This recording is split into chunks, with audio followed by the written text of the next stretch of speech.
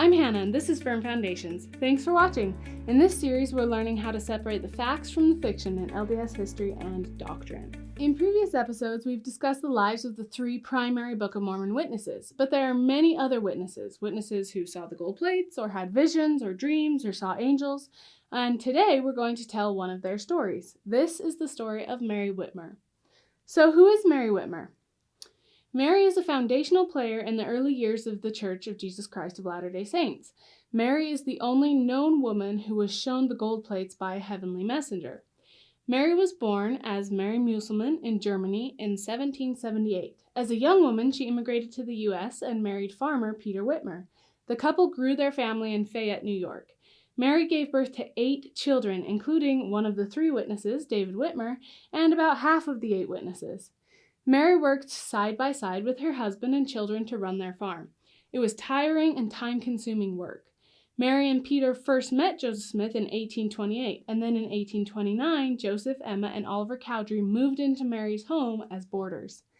It was while Mary was hosting these 3 boarders, as well as caring for her young children and helping to run the farm, that she had a completely unique experience as a Book of Mormon witness. Mary told many people of her experience, and I will read you the second-hand account written down by her son David after she shared her witness with him. David wrote, "Soon after our arrival home, I saw something which led me to believe that the plates were placed or concealed in my father's barn.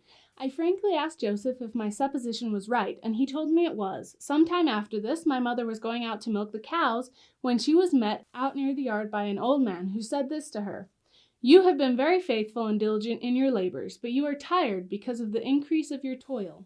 It is proper, therefore, that you should receive a witness that your faith may be strengthened.'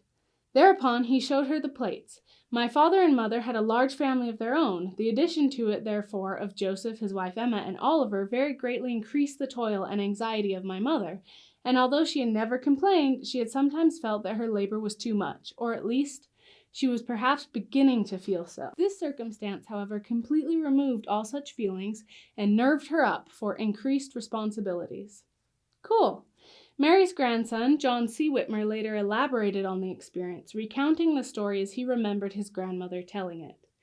John wrote that Mary referred to the stranger as Brother Nephi, and that she was at first a little afraid of him, which makes sense seeing as he trespassed right up to her barn, but as he spoke to her in a friendly and soothing voice, she began to relax. The stranger talked to Mary about the work of translating the plates that Joseph and Oliver were doing in her house, and when he did, she was filled with inexpressible joy and satisfaction.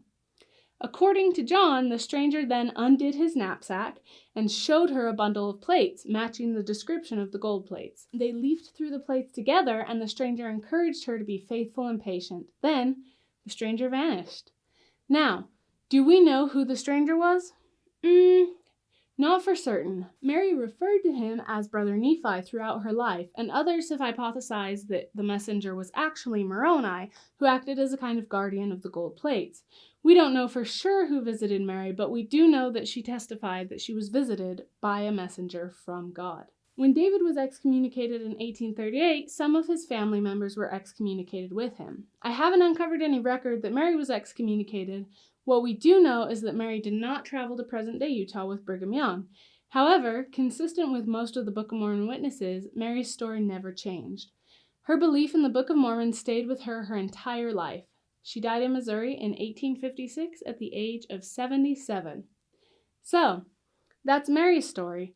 As of right now, she is the only woman on record as having had an angel show her the gold plates. Her experience is therefore unique, but she shared it consistently throughout her life.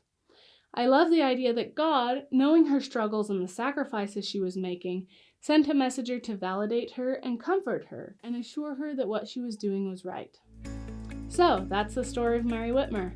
Thank you for joining us today.